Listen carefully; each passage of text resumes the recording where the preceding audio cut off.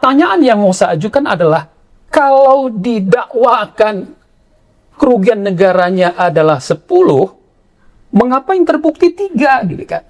Berarti kan ada soal profesionalitas, Bang Kaban. Ya. Soal ini sebenarnya yang harus diangkat juga oleh negara, junto adalah Komisi 3 DPR.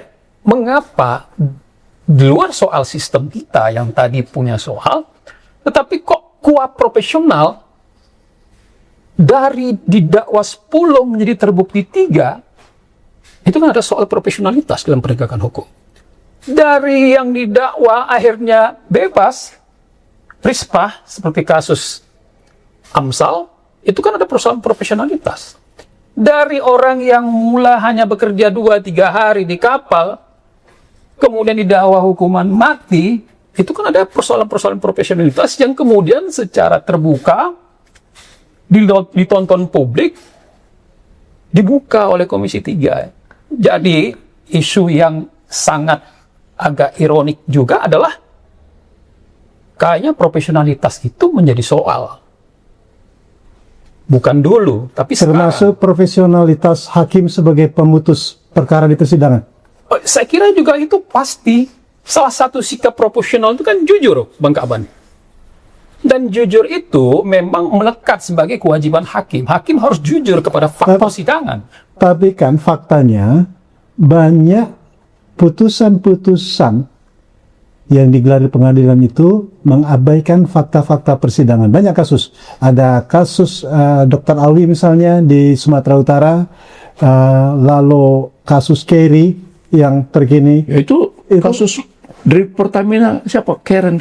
Iya. Ya, coba tuh hampir 100 saksi. Ya, tidak dijadi perhatian oleh hakim. Nah, ini apa? Anda tengah menyaksikan Just Talks, Justice Talk Show. Saluran perbincangan seputar isu keadilan politik, hukum, ekonomi, kesehatan, pendidikan, dan budaya. Persembahan dari kanal Jurnal Politik TV. Media merdeka, mencerahkan bangsa.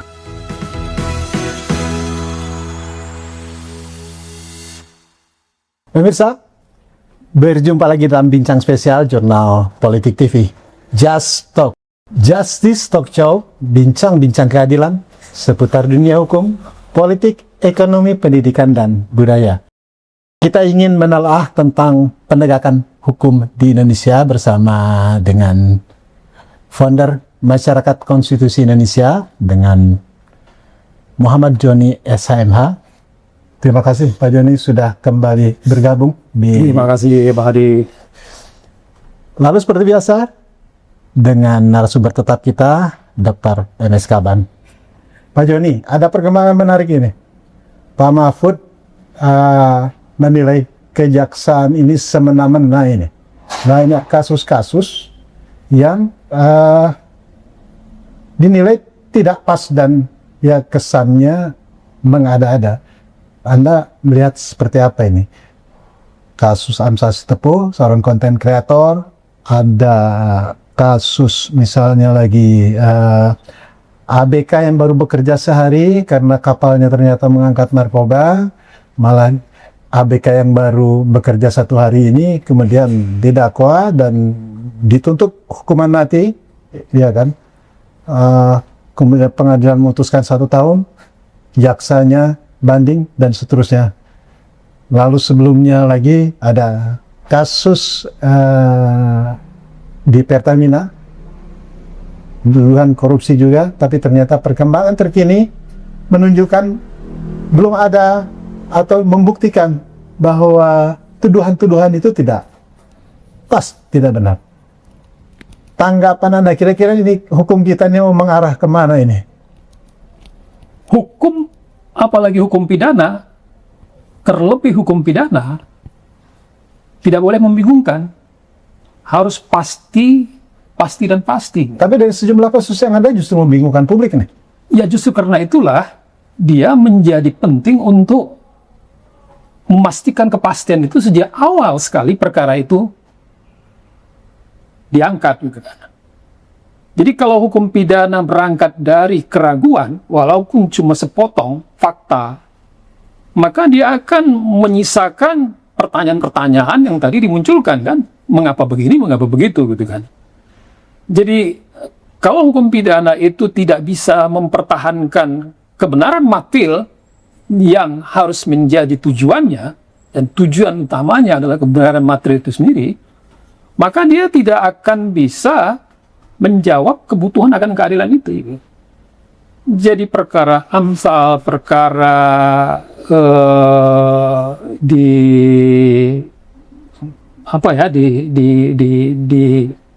Kepulauan Riau, yang lain-lain yang sekarang sangat banyak diangkat case by case oleh Komisi 3, itu menunjukkan bahwa memang soal kita makin serius dan membingungkan gitu. Kenapa? Karena memang tidak ada yang bisa diikut menjadi pattern, menjadi pola.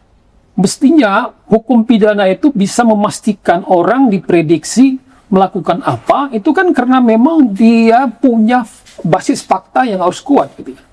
Tanpa fakta yang kuat, maka dia akan kehilangan arah untuk mencapai kebenaran materialnya itu sendiri. Ya kalau orang semula didalilkan atau didakwakan ada kerugian negara dan kerugian perekonomian negara, tapi kemudian kerugian perekonomian negaranya tidak muncul, lantas dari mana membangun basis fakta dan dakwaannya? Itu kan sangat beresiko bagi kepastian hukum, apalagi dalam hukum pidana gitu kan. Jadi kalau ada kasus-kasus yang kemudian kontroversi, kemudian apa yang diputuskan tidak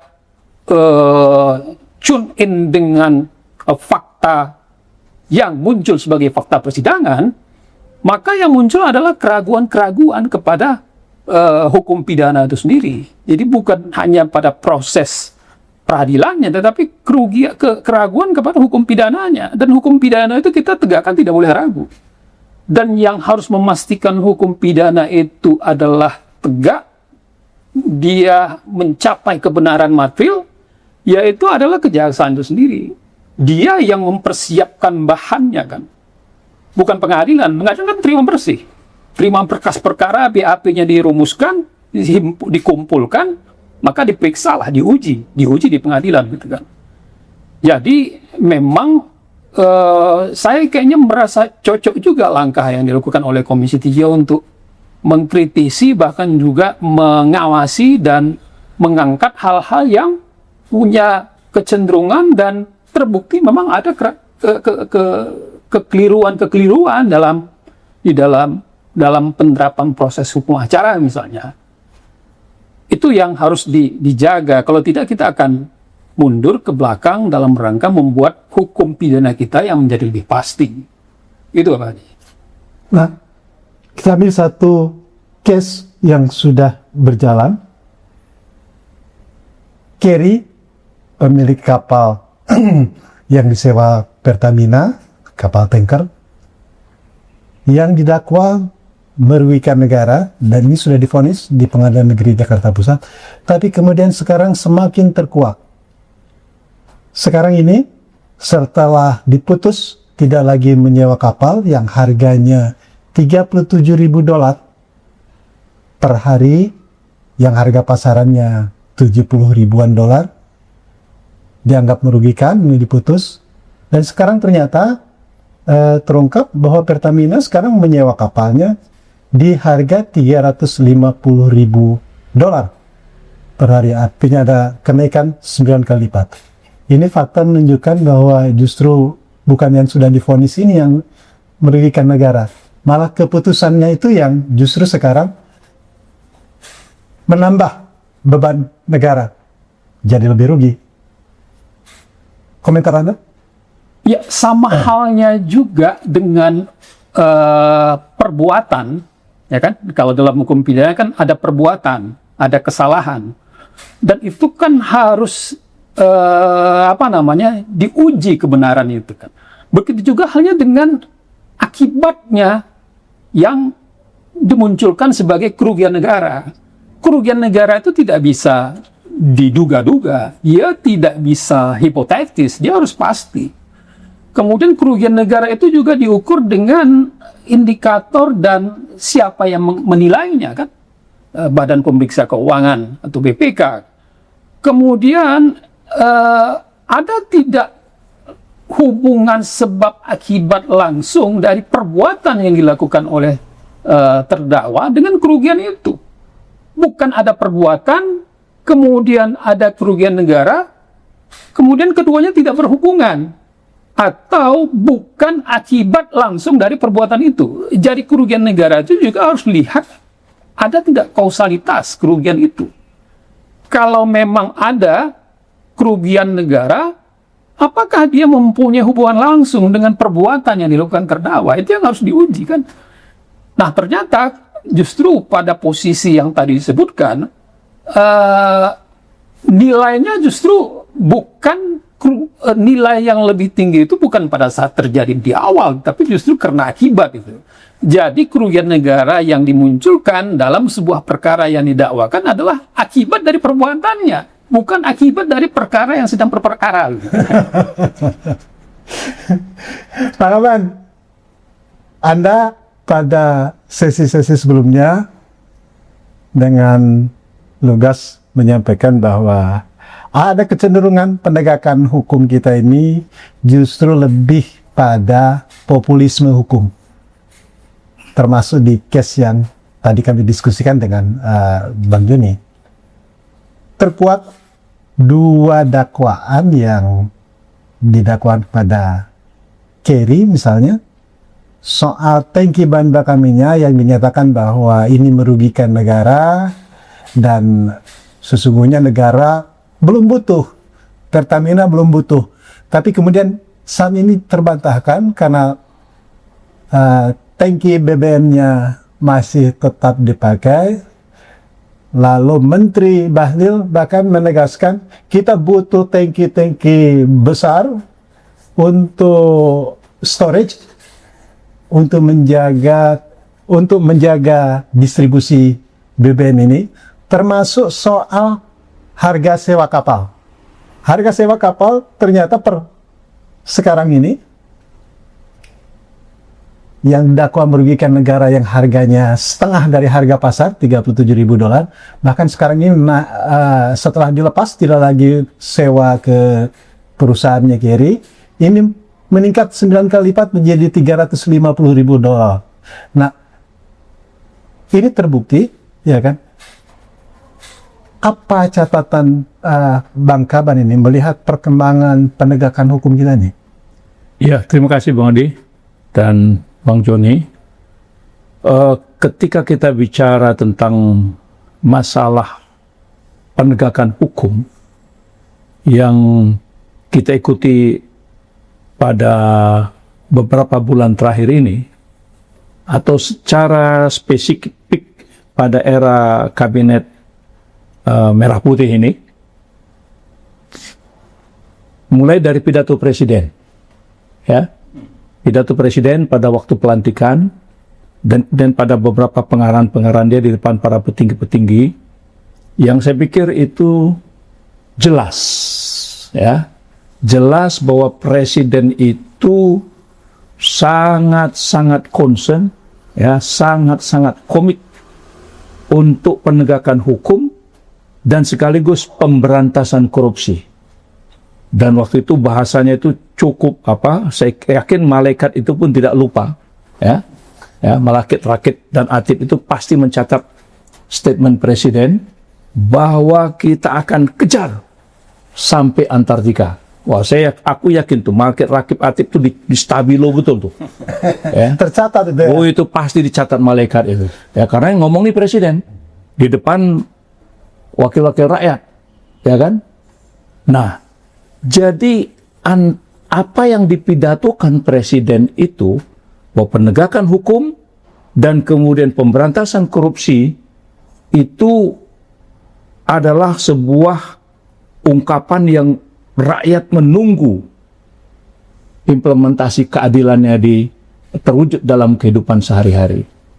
Nah, kita ikuti perkembangannya. Nah, di sini Nah, kita melihat bahwa institusi-institusi penegakan hukum hari ini itu cenderung rebutan otoritas.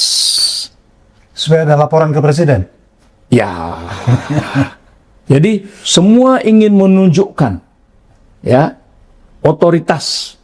Otoritasnya itu bahwa dia memiliki peran yang sangat besar, ingin menunjukkan bahwasanya dia betul-betul ingin melaksanakan apa yang diinginkan oleh presiden. Tapi di dalam prakteknya prinsip dasar atau standarnya, nah ini yang menjadi pertanyaan. Ya, ini jadi pertanyaan. Jadi idenya sudah jelas, gagasannya sudah jelas, arah kebijakannya sudah jelas, tapi bagaimana melaksanakan itu? Nah, pertanyaan sekarang, apakah orang semakin takut hari ini korupsi? Apakah hari ini birokrasi kita itu tidak terperangkap dengan suasana-suasana? Jadi, bagaimana menjabarkan korupsi itu di semua bidang? Ya, apakah komisi-komisi itu sesuatu yang sah? Nah, jadi coba lihat itu. Nah, dari segi institusi ada KPK, ada Jampitsus, ya, di kepolisian juga melakukan otoritas ingin menjadi penyidik tunggal apalah segala macam istilahnya. Ini kan rebutan. Ya, karena otoritas itu value. Nilai itu ada harganya. Nah, apakah semua bertumpu pada harga? Nah, jadi ya coba ini saya ketika dikatakan kasus timah itu kerugian negara sekian ratus triliun, lalu yang masuk ke negara itu kembali itu piro duitnya kuicea lah, ya kan? Berapa itu yang kembali ke negara? Nah, ternyata vonis hakim jauh. Nah, itu kan karena aspek lingkungan. Pertanyaannya, aspek lingkungan itu ada kaitannya nggak dengan kerugian negara? Lalu kemudian bagaimana aspek lingkungan yang menimbulkan kerugian negara itu dia dibebani kepada pelaku? Kok vonis hakim jauh dari angka itu? Jadi ini yang mungkin dikatakan popularitas, seakan-akan ini populis, ya kan? Tapi sebenarnya jauh. Nah, begitu juga misalnya terhadap tadi yang dikasih contoh, ya, si Tepu itu. Apa kaitannya itu dengan uang negara? Pak, cerita si Tepu itu kan, yang sampai dikomentari Profesor Mahfud, apa kaitannya? Begitu juga dengan hubungan tadi kasus yang terjadi PIS Pertamina, kemudian penyewaan kilang oleh perusahaan siapa tuh? Ya, Kerry, ya. Itu penyewaan. Ketika bicara kerugian negara, standar hukumnya itu apa? Nah, harusnya kalau kita bicara kerugian negara, itu kan harus BPK. Kan harus BPK. Badan Pemeriksa Keuangan. Itu lembaga resmi. Dia punya otoritas untuk mengatakan itu rugi. Nah, sekarang kita lihat. Tuntutan sudah ada, pemeriksaannya baru muncul. Apa jenenge iki? Apa jenenge? Gitu kan. Jadi, bagaimana kita mau? Jadi kalau saya cenderung ya, bagaimana supaya penegakan hukum itu sistemnya itu harus jelas, kemudian institusi yang mengatakan itu rugi juga betul-betul berwibawa, ya, dan kemudian angka kerugian itu harus jelas angkanya berapa, gitu. Nah, jadi kalau misalnya cerita Amsal Tepu itu kita membacanya saja, membaca di media saja, jadi ketawa. Ini jaksanya ini kuliah di mana dulu, gitu loh. Mudah-mudahan jangan Jayabaya ya. Ya, di mana dia kuliah dulu? Kok bisa membuat dalil kerugian negara tanpa hasil pemeriksaan institusi negara. Nah, coba di kita ini, perhatikanlah hampir semua para pemain-pemain yang berhubungan dengan pengadaan barang dan jasa di pemerintahan, itu kan tingkat kebocoran hampir 30%. Suka itu 30% itu bocor, dan itu sudah sejak zaman almarhum Pak Sumitro, ya, Pak Sumitro Wijayadikusumo, ya, itu kebocoran itu. Nah, coba dengarkan dari para pelaku-pelaku itu bahwa setiap mereka mengadakan pengadaan, mereka harus sum sekian persen. Coba di otonomi daerah, ada Kapolres, ada kejaksaan, terlibat nggak itu dengan pengadaan-pengadaan itu? Nah, ini kan sistem. Jadi kalau saya katakan, untuk menyatakan itu rugi atau tidak negara itu, mesti ada institusi yang memiliki absolutely authority, yang terjamin, terindikator, kemudian jelas. Ya, begitu dia mengatakan ini rugi negara, baru masuk kejaksaan itu. Nah, jadi kalau model yang ada sekarang itu judulnya suka-suka aku lah. Aku punya otoritas kok. Aku kan jaksa agung. Aku kan jaksa agung pidana khusus. Apapun yang kubilang harus. Nah, kalau begini model penegakan hukum kita, kapan ada keadilan? Benarkah kita akan menuju negara hukum atau menjadi negara terserah aku? Ini yang saya katakan dari awal, kita ini sekarang cenderung lebih pada authority, ya, tidak pada nuansa rasa keadilannya itu. Nah, coba tadi, begitu juga misal kasus-kasus yang lain lah, misalnya kan kasus satgas-satgas yang mengambil alih kebun-kebun sawit misalnya, ya kan udah jelas, ya, terlanjur itu seperti apa, bagaimana dendanya. Nah, sekarang pertanyaannya, dari sekian juta hektar kebun-kebun sawit yang sudah dikuasai oleh satgas-satgas itu, berapa yang masuk ke negara? Dendanya berapa yang diterima oleh negara? Lalu pengelolaan yang ada sekarang itu sampai kapan mau seperti itu? Mau sampai kapan mendapat mandat PKH itu yang mengelola semua itu tadi? Ya kan? Nah, bagaimana implikasinya terhadap sebesar-besar kemakmuran rakyat? Nah, ini kan cerita institusi, cerita sistem. Nah, jadi sekarang bagaimana sistem kita menegakkan hukum? Nah, inilah yang barangkali masih dalam pikiran Presiden. Ya. Masih dalam pikiran. Ya. Nah, jadi apa yang terjadi sekarang itu, yaitu barangkali sebagai sebuah TikTok untuk nanti ada kebijakan baru gitu ya. Nah, jadi ini karena sudah hampir 1 tahun. Ya. Nah, jadi disewa kapal harga murah, dan kemudian itu Pertamina-nya nggak bayar selama beberapa tahun, dibikin merugikan negara. Itu punya swasta, disita oleh negara. Jadi kita yang mengikutinya ini, kok begini ya kita dalam rangka membangun hukum? Jadi orang akhirnya apatis.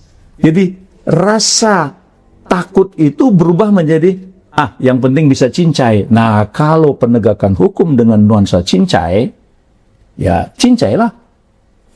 Boswi loh. Ya bang nih, ya. Kalau bahasa Medannya kan boswi lah. Wamcai ya. Ya, ini soal serius. Jadi saya kira Pak Kabang, Bareng Kabang, bukan cuma soal sistem ya. Sistem satu soal yang memang harus terus-menerus dikritisi dan dikoreksi ya. Karena kita ingin mencapai sebuah sistem yang betul-betul memastikan keadilan itu bisa tegak. Kebenaran itu adalah kebenaran fakta persidangan, bukan kebenaran fakta yang difaktakan. Dan hakim juga memeriksanya berdasarkan fakta hukum persidangan, bukan fakta yang di luar meja. Semua fakta yang ada di depan meja, di hadapan meja dibuka, bukan memeriksa fakta yang di luar meja. Tetapi di balik itu sebenarnya kan ada hal yang ironis menurut saya. Kalau seseorang didakwa, itu kan dimulai dari proses yang tidak sederhana.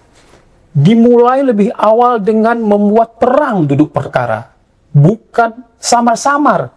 Jadi udah terang, jelas apa perbuatannya. Masuk pada saat penyidikan, dikumpulkan bukti-bukti yang berhubungan, bukti-bukti yang saling membuktikan, yang saling mengonfirmasi, saling mendukung, gitu kan.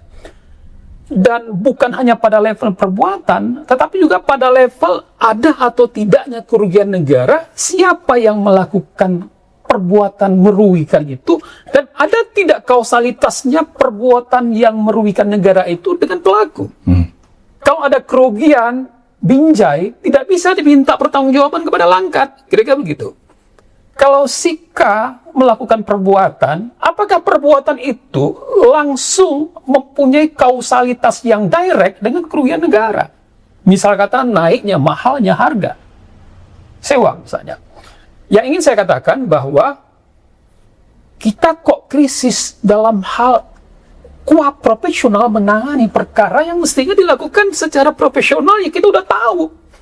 Kalau duduk perkaranya seperti ini, sudah begitu terang beneran, bukan kabur, bukan abu-abu, buktinya saling menguatkan, antara bukti yang satu dengan bukti yang lain, terkonfirmasi dan membuktikan itu sebagai bukti yang sempurna,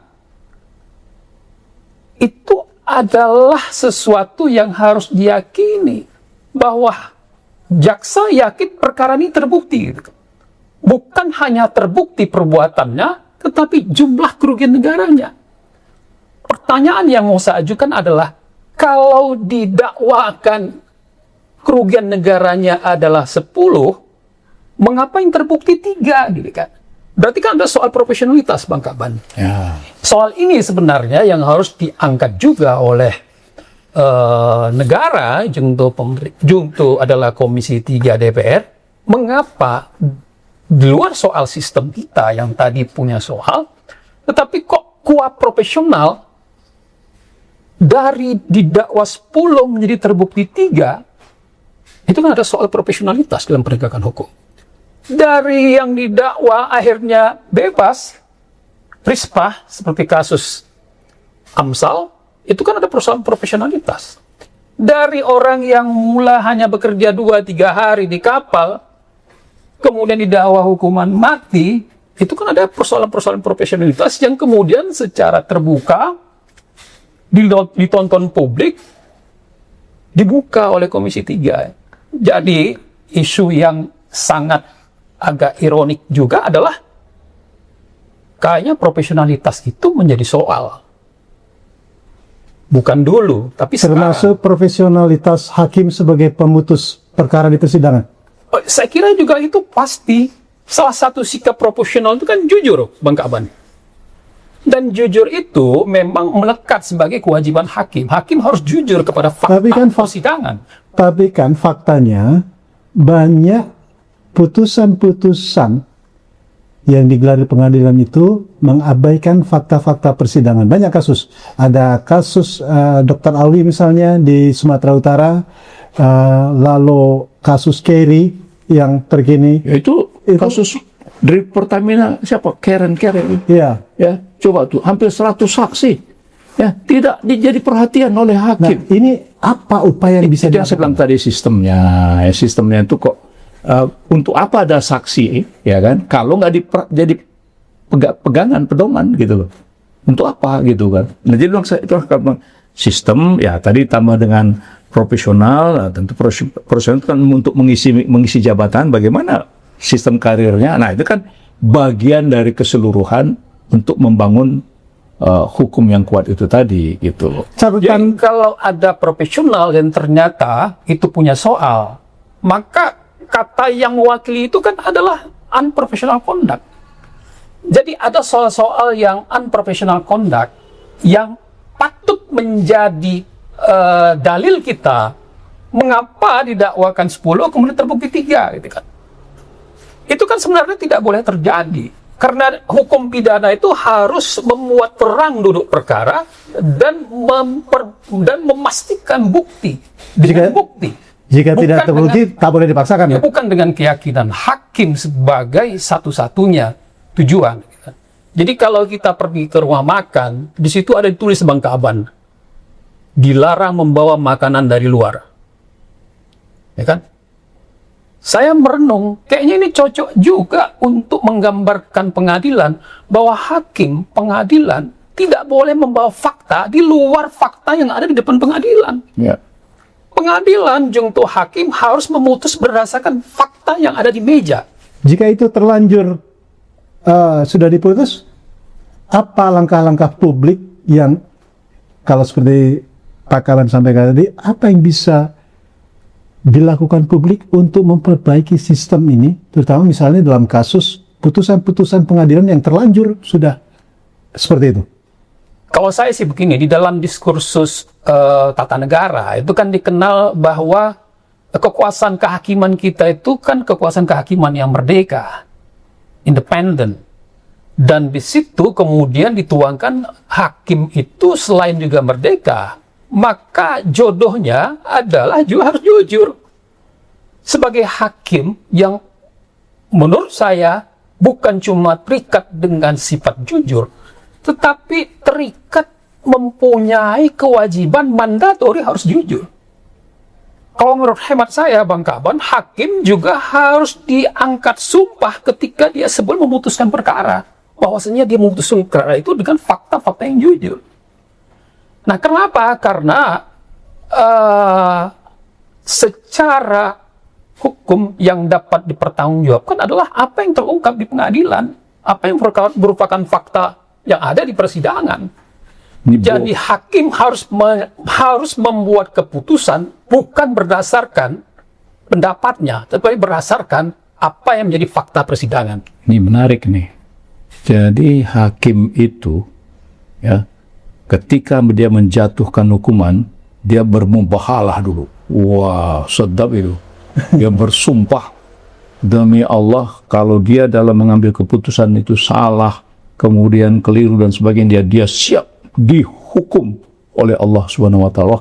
Sedap itu, ya. Persoalannya kan hakim itu juga sudah bersumpah ketika dia dilantik.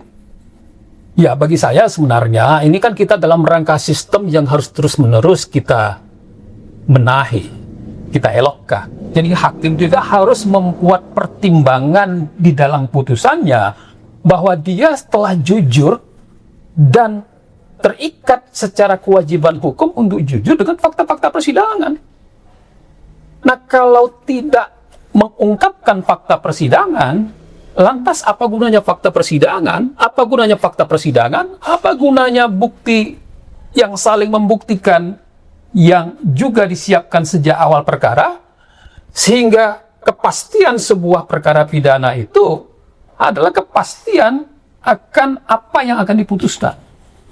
Kecuali memang terjadi pengingkaran terhadap sebuah fakta. Terjadi apa yang disebut dengan bukti-bukti baru yang sangat menentukan. Dan itu banyak sekali dalam perkara yang dulu seseorang dituduh melakukan pembunuhan, ternyata orangnya masih hidup. Atau pembunuhnya muncul. Itu kan twist yang banyak sekali kita temukan di dalam perkara-perkara konkret di dalam sejarah peradilan manapun. Gitu. Baik, nih, apa kira-kira catatan Anda? Ini kan sejumlah kasus-kasus masih belum putus, tapi masih belum ingkrah menurut saya, masih terus bergulir di tingkat banding dan seterusnya. Apa catatan-catatan Anda termasuk untuk kasus korupsi Pertamina misalnya, untuk kasus ABK yang dituntut hukuman mati, tapi karena majelis di persidangan itu hukumannya 5 tahun, jaksa kemudian banding dan seterusnya. Apa catatan-catatan Anda untuk proses-proses penegakan hukum ke depan ini? Ya, harus berdasarkan kepada fakta, dan fakta itu harus dikelola, diurus, dan diproses secara profesional. Jangan ada fakta yang tidak masuk atau fakta yang ditinggalkan. Jadi, dan karena itu tidak akan boleh terjadi unprofessional conduct di dalam melaksanakan tugas penegakan hukum. Kan. Itu yang pertama ya kan. Jadi harus benar-benar berdasarkan professional conduct sesuai dengan hukum acara. Fakta adalah fakta, bukan setengah fakta, bukan terang adalah terang, bukan setengah terang. Gitu kan. Kemudian juga harus bisa memastikan adanya kausalitasnya. Kausalitas itu harus direct, gitu kan. Termasuk dalam hal bukan cuma akibat saja dari perbuatan itu, tapi dalam hal juga kerugian negara. Kerugian negara itu harus pasti, tidak boleh ragu-ragu, tidak boleh spekulasi, tidak boleh asumsi, dia ada kerugian yang nyata, langsung. Dan dalam menentukan kerugian negara itu juga ada kerugian yang betul-betul punya kausalitas. Jangan pelakunya si A, tetapi kerugian negaranya adalah kabupaten kota. Nggak bisa begitu. Jadi kerugian negara adalah kerugian yang betul punya kausalitas dengan perbuatan yang dilakukan si pelaku. Kalau tidak, dia akan menjadi ragu-ragu. Apa kira-kira Yang kedua, maka juga harus ditentukan kepastian akan jumlahnya. Kalau jumlahnya 10, buktikan 10. Bukan lantas dalam proses persidangan kemudian menjadi 3. Yang didakwakan itu adalah kerugian negara dan kerugian keuangan perekonomian negara, tetapi yang dibuktikan, yang terbukti cuma kerugian negara. Dengan jumlah yang berbeda pula. Dan ini kan persoalan-persoalan yang menentukan nasib orang lain, Bang Ka'bal. Menentukan takdir orang lain apabila kita tidak fix, tidak teliti, dan tidak cermat dalam menentukan hal-hal yang tadi saya sebutkan. Fakta, kausalitasnya, dan akibat yang muncul dan jumlahnya berapa. Sehingga kalau itu tidak terbukti, maka wajar saja ada analisis, ya ini kan apa namanya untuk konsumsi diskursus memuaskan publik. Tidak. Hukum pidana ditegakkan adalah untuk menegakkan kebenaran, bukan kepentingan pemuasan kepada tepuk tangan publik. Pak Kaban, catatan Anda ke depan atas kasus-kasus yang masih berjalan dalam penegakan hukum ini, sekarang ini masih berjalan di pengadilan di tingkat banding dan seterusnya. Kira-kira apa catatan Anda agar apa yang terjadi putusan sebelumnya itu tidak lagi terjadi tuntutan dakwaan 10 ternyata yang terbukti 2, tapi tetap saja hukumannya untuk dakwaan yang 10 itu. Ya, jadi ketika kita bicara tentang masalah kerugian negara, ya kan, ini cerita kerugian negara, maka batasan kerugian negara itu harus jelas.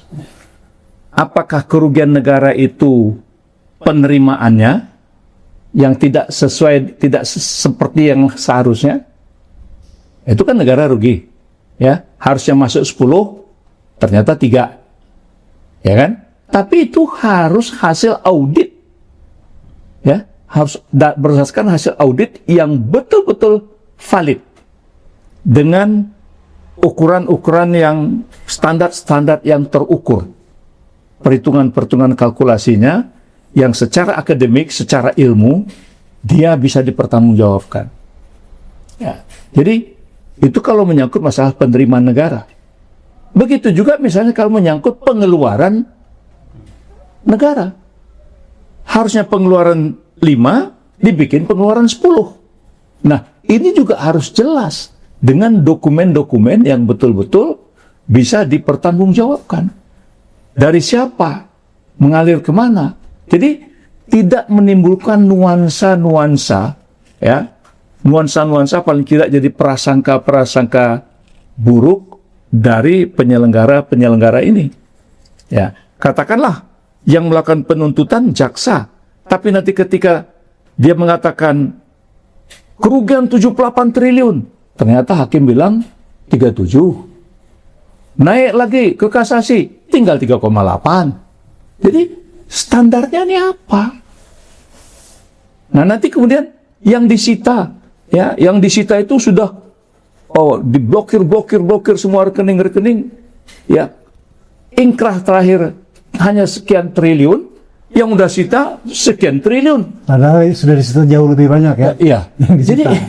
Jadi ini kita sebagai bangsa, sebagai rakyat ini kemana arah penegakan hukum? Jadi saya cenderung harus jelas institusi yang menentukan kerugian negara itu yang bisa dipertanggungjawabkan dengan dokumen-dokumen yang sangat jelas dan kemudian tidak menimbulkan nuansa-nuansa dari satu proses, sistem proses bernegara yang betul-betul clean and clear. Saya pikir itulah yang harus kita bangun di negara kita ini, sehingga jangan setiap orang, setiap jaksa itu sembarangan. Dan kemudian yang ketiga, bagaimana pengadilan itu betul-betul, karena kan sidang terbuka, dan kemudian ada saksi-saksi. Nah, fakta-fakta persidangan itu ya jadi pertimbangan. Jangan hanya semata-mata berdasarkan keyakinan saya. Ya, keyakinannya kalau salah gimana? Kan mengakibatkan hukum yang salah, vonis yang salah. Dan itu juga, kalau hakim memutuskan berdasarkan keyakinannya, ternyata salah, itu kerugian negara. Hah? Kan kerugian negara juga tuh. Berarti hakimnya bisa dituntut juga dong. Apa kita mau berputar terus begitu? Ya kan? Nah, itulah. Itu dari Baik, saya. Pak Gaban, Bang Joni, catatan penutupannya, silakan. Ya, hukum pidana itu adalah hukum yang harus sama dengan hukum pasti, ilmu pasti.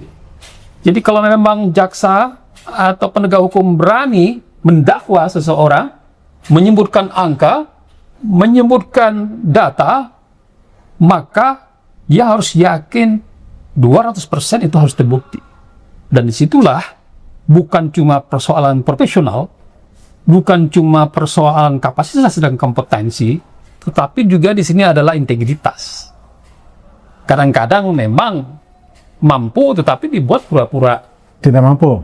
Nah, ini yang harus dijaga. Jadi integritas, profesional, dan kejujuran itu menjadi satu paket yang mesti harus dijaga. Dan hemat saya, norma atau pasal terikat kepada kejujuran itu bukan lagi hanya norma yang dilekatkan, harus jadi kewajiban. Jadi bayangan saya, Bang Kaban, ya hakim dalam pertimbangannya harus dalam tanda kutip menganggap sumpah bahwa saya telah mempertimbangkan semua fakta ini dengan jujur.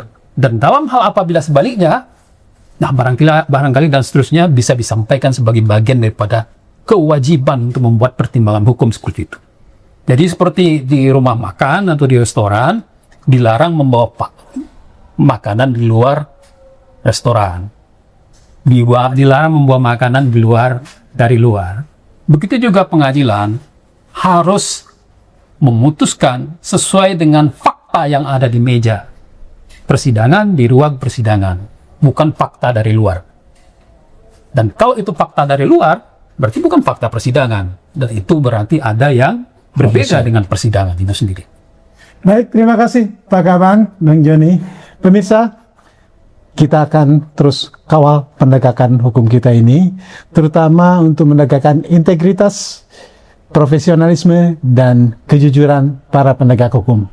Nantikan hanya di Jurnal Politik TV, media merdeka mencerahkan bangsa. Billahi taufiq wal hidayah. Wassalamualaikum warahmatullahi wabarakatuh. Merdeka. Merdeka. Allahu Akbar. Allahu Akbar. Anda tengah menyaksikan Just Talks, Justice Talk Show. Saluran perbincangan seputar isu keadilan politik, hukum, ekonomi, kesehatan, pendidikan, dan budaya. Persembahan dari kanal Jurnal Politik TV. Media merdeka mencerahkan bangsa.